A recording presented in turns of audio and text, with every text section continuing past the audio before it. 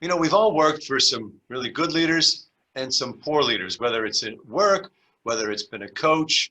Um, and give us some examples of some common mistakes that you see leaders make. And also, why don't you give us some personal examples of some of the mistakes you've made that you've learned from along the way?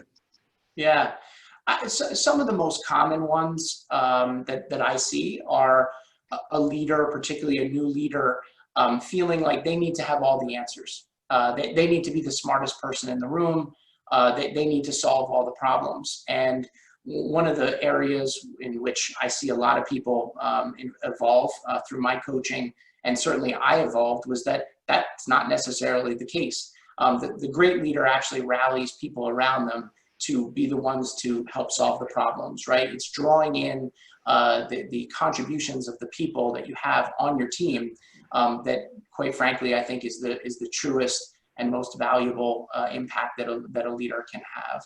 So that's a big one. I would say you asked me about personal examples.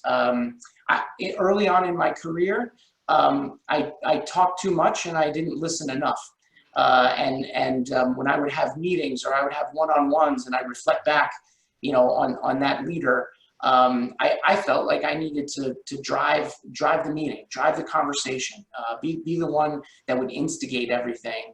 And I realized with maturity that actually wasn't the right approach, that I should have been asking a lot more questions and then just stopping and listening, and then providing input on that path or that direction.